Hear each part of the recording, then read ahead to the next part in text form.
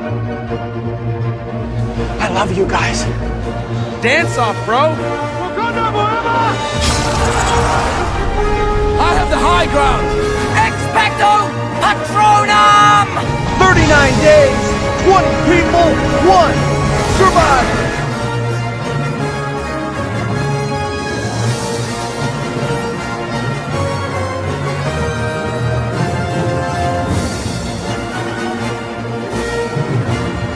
Tribe of Nerds. Hey everyone, welcome back to the Tribe of Nerds, our Survivor Vanquish Vanguards coverage with Kevin and I. We are on week 2, and what an eventful week 2, Kevin, that we have seen. This was a long week in terms of like all the things that happened and like record-breaking longest challenges ever. Yeah. Lots of time went by this week, and we went down from 17 people all the way down to 11. So like the one night that we lost 3 people in one night was crazy. Yep. And evil on Kristen's part. Yeah, it was evil. And that was obviously because of Wednesdays being off days / 24-hour challenge days. That we needed that tribal council on Thursday as well. But we'll get into that. So week 2 starts off immediately connected to Madison blowing Steve up with the extra vote. And poor Steve. Steve's probably sitting pretty without that too. Like he's probably fine.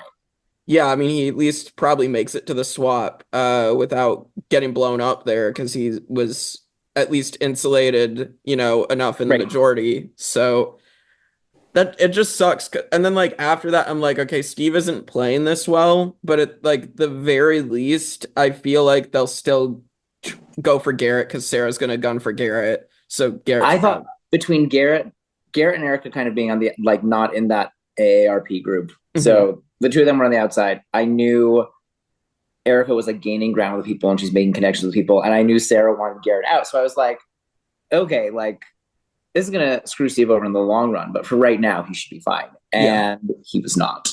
Well, and it's just like, because I believe, so like, from what I saw, at least, because I was on the calls that I was on, Phil was pushing Steve like immediately after the challenge, because obviously the challenge was super long. They don't have much time, so this affects things. For the record, for anyone who watched the challenge, I doubt anyone watched it all the way through and is listening now or watching now. Guys, we got the idea from an Instagram video where kids were doing this. Kids did this. I did the one, and granted, I had the cowboy hat. We said no cowboy hats because they ended up like being curved in. But like, I did it in like a few seconds. That was the point of like, oh, you can't do just one. We're going to make you do 4 so that it's more challenging. They couldn't. Yeah, I don't know. It was just bad. So they only had, I think the other thing that screwed Steve over here is that they only had a little bit of time. They only had was it even a half hour? 20 minutes, honestly. Yeah, they had 20 minutes. And I think if they had more time to like talk about things and like get together, but it's like Big Brother double eviction. Like it's a snap decision. And so I think they, you get a fill-in in there, and yeah. And Phil just they see the opportunity for a swift move and they pull it off. Right, because Phil, as we know, when he hears something that like really, I guess annoys him, then that's gonna be what he goes for. We saw it last season with Jamil, not the lies being told and not telling people he was on Dondi. And so like, it's just poor Steve, just the philosophy that happened there that got philosophy. The best part about that, watching it too from the mod perspective, was like they're having the AARP call and there's multiple lies all going on at once because Crystal puts her foot down. She wants Erica. She doesn't want to vote for Garrett. She wants to vote Erica out. And she's like, well, we're voting out Erica. And she like tries to strong arm people. And like the thing is that I love Crystal. But Crystal's very sweet. Like, so she just didn't have the capital or whatever to like strong arm people. So she's like, we're voting out Erica. Who's voting with me? And then we'll split the vote. You can vote for Garrett if you want, but we're voting for Erica. And all the while, everyone is on their phones like this. They're like, okay. And they're like, no, we're not voting for Erica. Like, Erica's done the work. She's safe. And then they're all like talking privately in front of Steve, because Steve is in the group, so he's on the call, about how they're actually going to vote for Steve. So like, watching that call was insane. Yeah, that just sucks. And like because Steve was one of our mods with us, and so it was like we obviously, it'd be cool to see Steve do well. He's a mod with us. I played BB Vanquish with him. Like, I love Steve. Yeah. And so like, that was a blindside. Yeah, that was the first blindside of the season, and first one of the week, but not the last one of the week. Oh, definitely not the last one of the week, because there was a biggest one that happened a couple days later. But yeah, anything else to say on Steve? Are we ready to hit the next chapter? No, we just started implementing time limits on these challenges. Yes, yeah, that's what happened. So then the next, obviously, Scott came back in, as we said, and so the Berserkers lose again right before the swap, and nothing has changed. I mean, Scott's still was not going to make it farther. Like, as soon as they lost again, then they were going to get Scott right back out. Right. But he does decide to blow things up, and he decides to try to call out who he thinks is the mastermind, but he's throwing out multiple names of people who he thinks might be masterminds, and it just lands on Wesley. So Scott. So the thing was, for Scott, from what I could, because I was Scott's mod, so I was following him around. So like, I feel like if Scott had realized like who his two like strongest allies were, which was Esther and Amy, right? Like, get a group with them and see if they can create something. But instead, what he did was he kind of went to everybody and said different names. Yeah. And eventually settled on Wesley, but at some point had like named everybody. I was like, well, I'll vote for that person, which like, I understand the internal thought of that, of like, I'll vote for anyone as long as it's not me. But like, I think if he had just a little more organization to his chaos, like, we'll get to Esther, who is a little more organized in her chaos. Yeah. If he had just a little more organization to his chaos, I feel like he could have pulled off an upset, but like, it wasn't happening. Yeah, I felt bad for Scott when he was voted out the first time, because he really wanted to play, but when he's making the exact same mistakes again, like, obviously I'm not gonna feel bad at this point. Like, yeah, well, and I mean, he was also playing from the perspective of like, I've already been voted out, so like, whatever, right. I'm just gonna throw everything at the wall. But like, I'm saying, like, I think that like, because I think that's likely what happens anyway, but I think his best shot was actually to like make a group with those two. Right. Because like, we know from the mod chat who else is saying what. So like, we know in the mod chat who's not actually going to listen to Steve. But I think those two would actually have listened to him and actually like, and would have advised him like, hey, don't throw Wesley under the bus. Like, that's not going to go well for you. Like, yeah. Like I said, I think Amy might have previously known him, but I think Amy also kind of realized that like, he was kind of a shield. Like he was kind of chaotic, and therefore they weren't going to watch her. So she liked having him around. And then Esther's also a little crazy. So like, I think if he had realized that and like really worked with the two of them about like who to target, it could have material. That was like the one narrow path. But I think that him turning around and getting voted back out was the most obvious thing, and probably what happens anyway. Yeah. And I mean, I know from listening to other calls this week, like, Wesley was very, very pissed, understandably, that that Scott came back in and just immediately like threw out Wesley's game completely to everybody. So I mean, when you're playing a game with other people, you can't control the other people. So yeah, true. Things get said. Yeah. Oops. All right. Oopsies. I think we're ready to get to the biggest blindside of the week. Not something I expected going into this season. Oh my gosh! So we got the swap. We got the swap, and we got these new tribes, and we saw some amazing possibilities for like flips, potential flips on every tribe, and we were like, this is gonna be like this. This could be great. Yeah. Well, so the tribe that ends up losing this 24-hour challenge, ironically because of Esther. Oh, Esther. I love Esther. I love Esther. Listen, she is fun. She's a fun person. She's fun. She's a great person. She's also like, I mean, I'll say this later again too, but like, she also is very smart. She comes off as kind of kooky and crazy, but she's very smart, and like, do not underestimate her.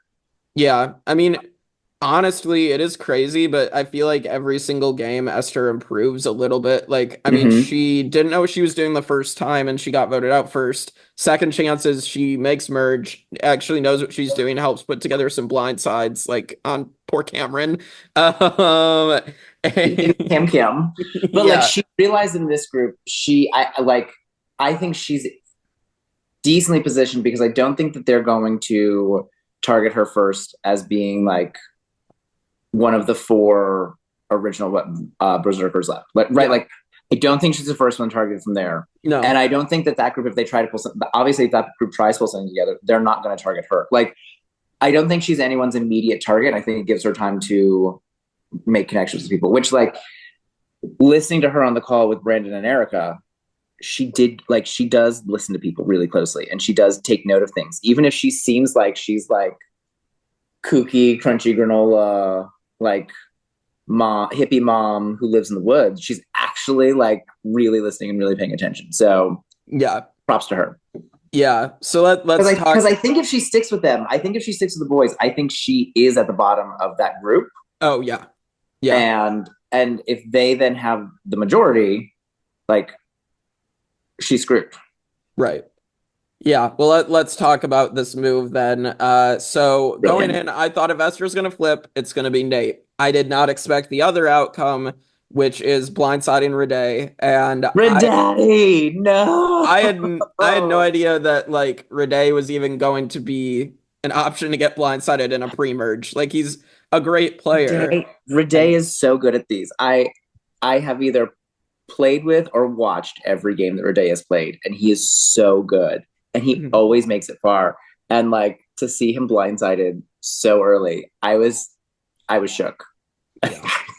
Well, yeah, because I'm like, it basically went like Esther went to Erica and Brandon and basically strong arms them into targeting Rade of the two, and which says unintentionally was the smart choice too. Yeah. Oh yeah, because Rade had the extra vote. He had the extra vote. So if he had played it and they had voted for Nate, it would have still been a tie and had to go to Rocks on the revote. Yeah. So like, unintentionally was also the right move to go to for Rade. Mm-hmm. But that's more of like a chance thing that they'll find out later. That's not a thing that they intentionally did. Yeah. Yeah. It's just like, it's insane. Like, I really thought Rade was going to be set up well, and then he's just all of a sudden targeted because Esther caught on to like probably a few words that Rade didn't even really mean to, like, didn't mean for her to misunderstand or like whatever, but she caught on. She caught on and realized that like, he's really smart, he's a big threat, he's got to go. Mm-hmm. Even though I think she liked him better of the two. Yeah. You know, like, he's got to go. Yeah. Yeah. It's just insane. And so, yeah, Rade going out early was a huge turning point in this season. Shocked. Yeah. I mean, it really spelled the doom of a few people going forward too, I think. And, geez. Poor Rade. And he messaged me before the season. He's like, hey, I'm glad you're my mod. And then afterwards, he messaged me again and said, I'm glad. Thank you for being such a good mod. And we talked a little bit after he was voted out, and just like, he's so like, he's upset that he got outplayed by Esther. So he's in the comments of the videos like later in the week. Yeah. Like still a little upset with Esther, but that's fine. Like, yeah. to the game. I prefer to be on my trajectory, which is start out as a like post swap pre merge boot and like slowly work my way up, as opposed to starting at the top like Renee did, because then everything just seems like you're going down. Right, because what his other orgs before Vanquish, he won both. He won unofficial, then he won unofficial All Stars, and then he played Vanquish and he made the merge. He was 8th place. I was gonna say he was like 7th or 8th. Yeah. And like that was in part because they were split into the 2 tribes of 4. Like, yeah, the twist kind of screwed him there. Right. So it's like to have that record to then be blindsided so early is like, yeah, knife to the heart. But it's okay. Yeah. I mean, he's a great player. I'm sure he'll play again and he'll do great things. I hope so. And it gives us a chance to like get to appreciate Erica and Brandon. Yeah. Erica and Brandon. Oh, that was crazy because also you're leaving 2 people from the same season in that are both massive threats, and like because neither of them seem like threats to the other players, right? Like the things that make them so threatening are things that you don't realize unless you're watching. Yeah. Right? Like Brandon is so good at talking to people. Yeah. He's so good at it. Like he's so good at letting people down gently. And like if he gets to the end, I don't know who he could possibly beat, because it's not like he's good at talking to people and is unaware. Like he's very aware. So he's going to be able to explain his game, and he's not going to be hated by the jury. So like Brandon's a great winner. They will pick up on Brandon. The thing that makes Erica so good at this is just that like she makes connections with people. Mm-hmm. You know, like we were talking about once, spoiler alert, it didn't spell good things for Nate after a day got voted out. Yeah, nope. But like after that happened, when it's just the 3 of them, so it's just Brandon, Erica, and Esther on that tribe.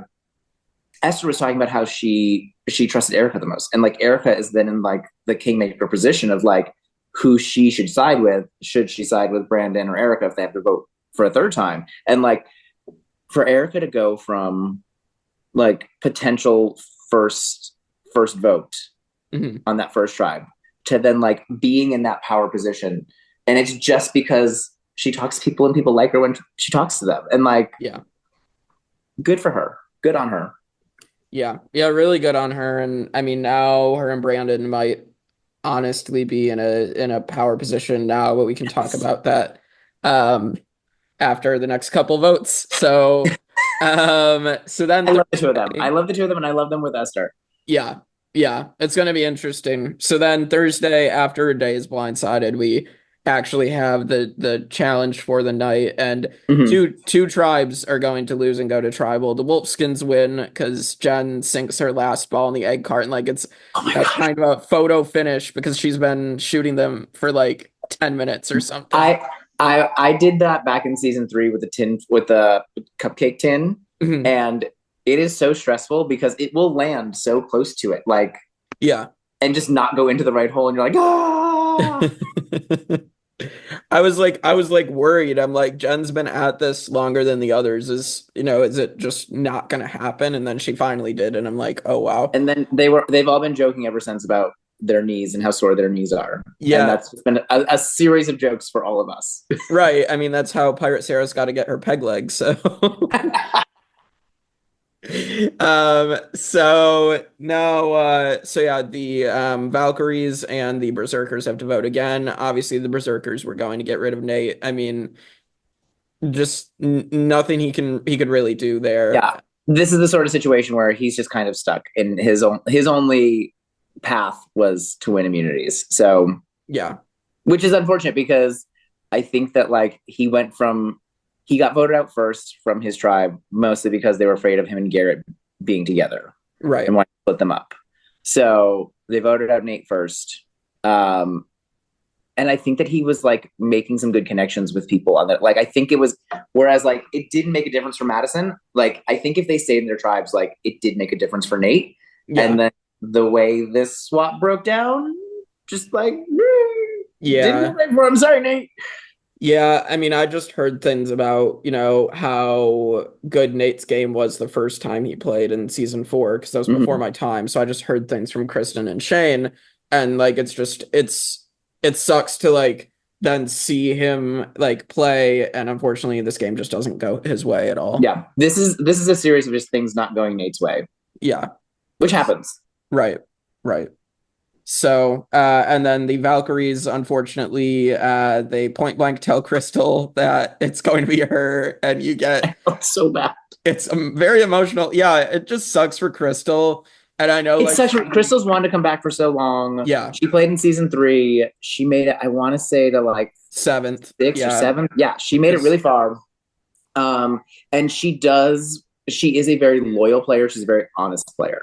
yeah, So, and like we played that Traders Mini with her, and like I accidentally voted you out at final yes, five. She and I were in the final 4 together. yeah, And lost by default to 2 traders. But she's very like, the game that she plays can take her really far, but just like in this sort of all stars format, just like she's with, and she was with AJ, who's also from season 3. So I think she kind of was hoping that like maybe they still had some kind of connection, but like the people on that, like Wesley, Ben, AJ, and Kenna, like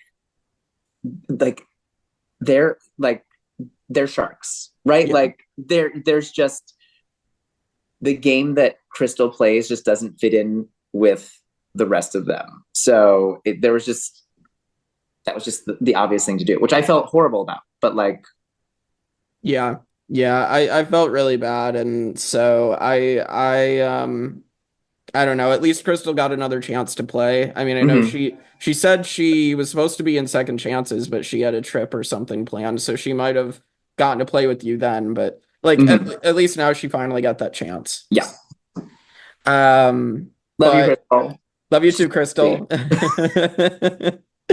Um, all right, so then we get to our final episode of the week, and this is where we're going to lose another big name. Unfortunately, we lose Oh, Amy, and I said preseason. I mean, we know I've seen how Amy plays, and both times that or the 2 times, associated with Vanquish. And her heroes versus villains game honestly just impressed me, even though she really got screwed far earlier than she should have. mhm. But in that game, but like the fact that she was able to come in as like a last minute addition and get this alliance together with like Ryan and Rachel and like, that what would eventually become the Chatterboxes or Chattergate.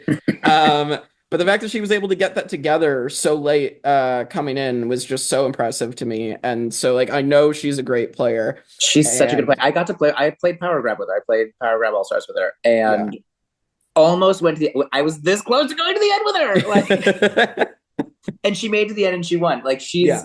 a phenomenal player. She was just. It was what, 4-1. Yeah. Like, she was massively screwed. And the thing was with. You should go back and watch that tribal council if you haven't, because they were a little afraid that she might have an idol, she might have some kind of advantage, and so they were all fighting with each other to kind of like keep her from playing something, which didn't work. Like, if she had something, she would have played it, like, because Yeah. she's smart. But it's so much fun to watch because they're so. Jen's fighting with Garrett, like, Yeah, Sarah's calling him a in the doo-doo head. background. It's a mess. It's a mess. Yeah, I wasn't sure if Jen was like actually playing it up or like Jen got upset by something because we know sometimes how Jen Well, does play with that. So occasionally, Jen does get a little upset. yes, yes. And we love Jen for it. Why I love her so much. Yeah. So occasionally Jen will get real, and like I think there was a little bit of truth to the like keep my name out of your mouth, but also we know Yeah. that Jen and Garrett are actually like they're secretly working together. So I think there was a little bit of like a seriousness of like don't say my name, and like we're working together, so don't say my name. Mhm. But also throw people off. We're not working together. I'm not working with him. Like he threw my name out. Screw him. So I think it was a little of both on her part. Yeah, yep. And then Sarah gets her revenge on Amy finally. Right. I guess revenge. I mean, she's made it farther than Amy in the 3 games. She claims that she has had this. Well, so Amy didn't vote for her to win. Right, right. And I guess Amy, I think Amy kind of ripped her a new one during the jury portion. In Jacket, yeah. I didn't watch it, so I don't know. And then But Sarah found out that, yeah, Amy didn't vote for in Heroes versus Villains either. And Amy had literally told us on production during that game that she would never vote Sarah to win. And Sarah found that out. So, I mean, in Amy's defense, she voted for me. yeah, so true. Yeah, but like it's interesting. This rivalry between Sarah and Amy, we're anticipating it. We were excited for it to come to fruition and kind of get, I guess, a proper conclusion as far as the storyline goes across these games. I would have liked a more even split, more like what happened on Berserkers, right? Where you get somebody who's willing to flip. I would have preferred that to see them like fight and really not know what's going to happen. Right. That would have been better for sure.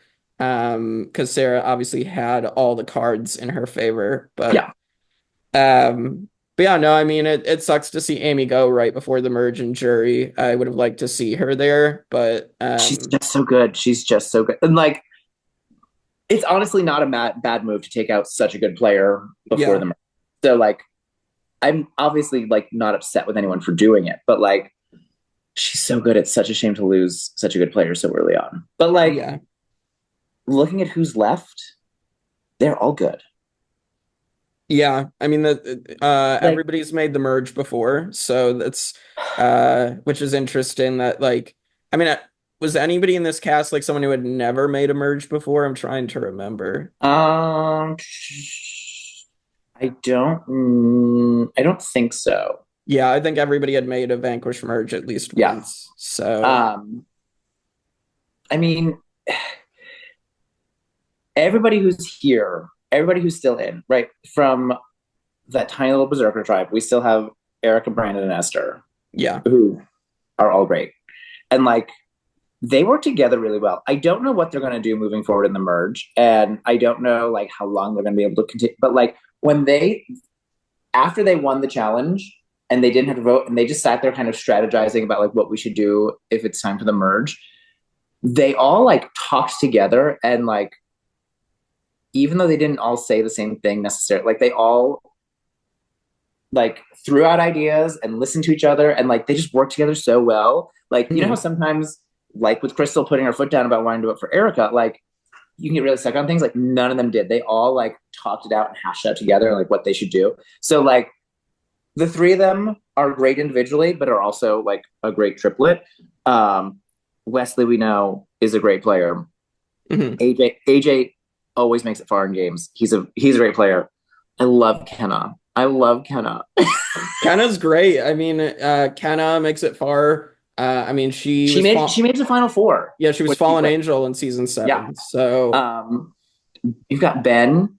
Ben was also could have Fallen won. Angel. Yeah, Ben could have won. Ben and Kenna. So Ben and Kenna, I think, are the highest placing still. Technically, Ben because he got 3rd in a Final 2 season, but yeah, no, I mean it's crazy how both of them are still here because looking at and Jen because Jen was 4th and second. Yeah, Fallen Angel and Second Chances. Yeah, so Jen and they're just everyone left is so good. Yeah, yep.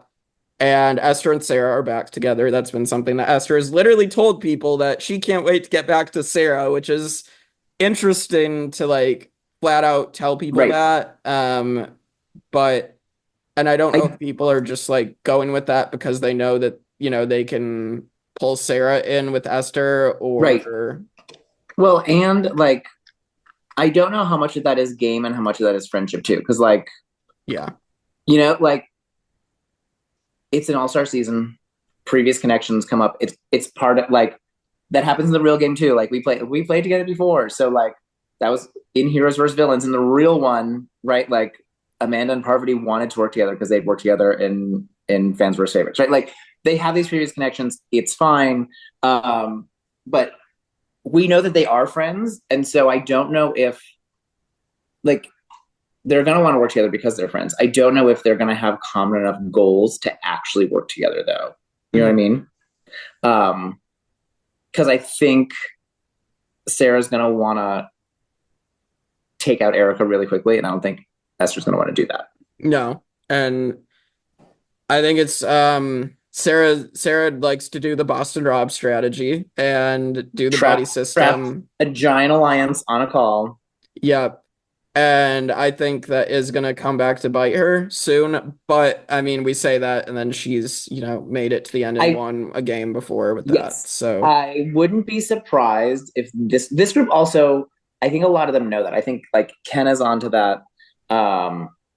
Erica's probably onto that. Like a few of them know what Sarah usually does. And so I think that might hurt her. And Brandon and Phil, like, they'll sit on a call with her and text somebody else while they're on the call with her, right? Yeah, exactly. Yeah. So, and same thing with Jen. Like, Jen will sit on a call with her and text someone else. So, I don't know that strategy is going to work as well, but I don't know that she's incapable of adapting to that. You know what I mean? Yeah.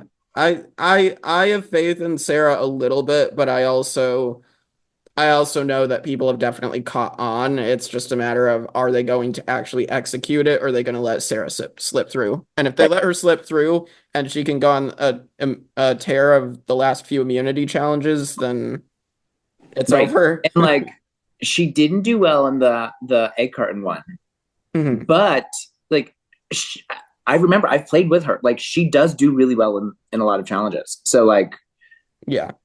They would be smart to get her out. I don't know if they take her seriously enough as a threat to take her out right away, but I do know that she is on radars. Yeah, I believe so too. Well, with that, I mean, looking at the board of people left, I mean, do you have someone that you think is in the best position to win the game right now? To win completely? I mean, like I said, if Brandon can get there, I think Brandon beats anybody. Yeah. Like, I just think the way that he talks is just going to win him a jury. I think that they might know that. So he might be in trouble. I think Kenna is probably really well positioned. I think she talks to people. She knows people. I think that she's probably somebody who can go really far and, again, could win a jury. I think, listen, Phil is fun. I like Phil. I don't think Phil is going to win. I don't think so either. I love Phil as well, but I think it's going to be hard for him to win. Like, I've said it in the mod chat before, like, I really like Erica. I think Erica does deserve a lot of respect. I think that the jury in particular is going to view her and Brandon as a duo. And I think a jury is going to give Brandon the credit for all the things they've done, even though I don't think that's accurate. I don't think that's the way it should be. Like, I think Erica's a phenomenal player and like should get credit. I think they're going to give it to Brandon, and I think that I think she's going to have a very tough road even if she gets to the end. So I'm not like completely counting Phil and Erica out, but like Phil and Erica are people that I think are going to have a really tough time. And I don't know that Garrett has the like, how do I want to say it? Like I don't want to say respect, but like, I think that they still, a lot of them kind of see him as like a little brother. Yeah. And not as like their peer. This cast in general is a little bit older. There's a lot more parents. And so I think that they're going to kind of similarly, even if he gets to the end, I think he's going to have a hard time explaining it. So like, those are three that I think are going to have a hard time. I think if Brandon can get to the end, he's going to do great. We know Wesley has 2 idols. I think people like Wesley and AJ, I think, tend to play really well, but make themselves into targets kind of unintentionally. So like, as we get to the end game, I think people realize like, hey, wait a minute. These people got to go. So there's a lot of interesting people left. Yeah. Yeah. I think Ben probably has too big of a target on him already. Yeah. Yeah. Especially with if people are already suspecting Wesley has at least an idol, like they could easily throw the votes onto Ben or AJ in case of that happening. So we'll just have to see how this merge vote goes. Who do you think is going to be our mayor of Ponderosa this season, our first jury member on Monday or tomorrow? It's so tough to say because Wesley has the two idols. Yeah. So like Wesley could pull a Parvati and like save two people and completely flip the vote to whatever he wants. Yeah. So it's so tough to say. Like that could end up being Sarah. You know, like he might miss. He might save two people and it's the wrong people. And like we said, a Ben or an AJ go because people realize Wesley has the idols. You know, like there's a couple different things that could happen. I would say Sarah, AJ, Ben are at the top of my list of who it could be. Yeah, I would agree with probably those three. I can't really think of anybody else that is like gonna be. I mean, Garrett might be up there because I could see Sarah maybe trying to turn it on to Garrett as soon as she can now. Right. So we'll just have to see what happens, and that will determine kind of the trajectory of this. Because we know, much like I said in Second Chances, I kept saying I won't forget this, and then I didn't, and I got people out for it. You're right. Sarah is not gonna forget that Garrett voted for her, and like she will play nice with him when she needs to play nice with him, but she's not gonna forget it. So if she has the opportunity to get him out, to be like, that's what you get.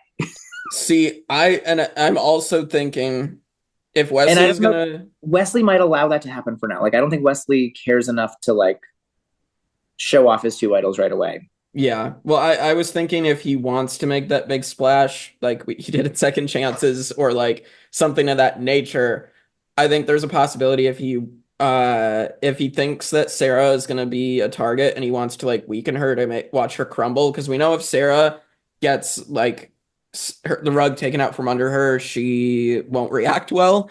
And I was thinking Wesley could go for Phil or someone like that, who will just make Sarah she will crumble. I think if that could be, he could do something like that. Yeah.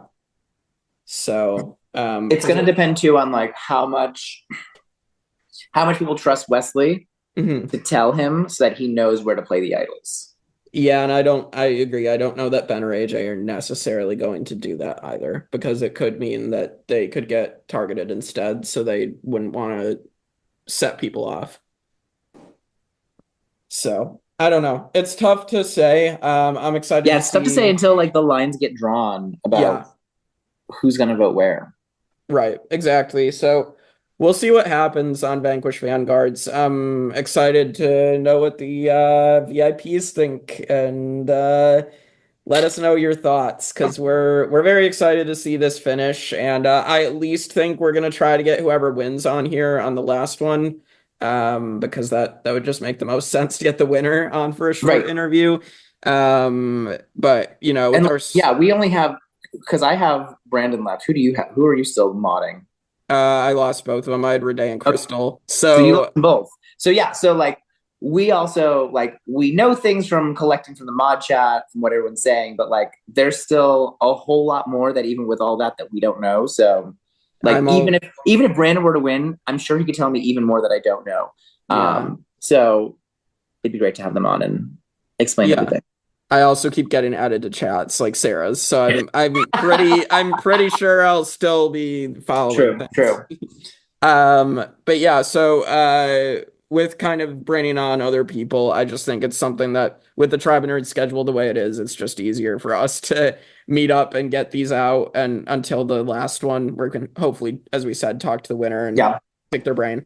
But yeah, we're excited to finish this, and with that, we will see you all next time on the Tribe of Nerds. Thank you, Sarah.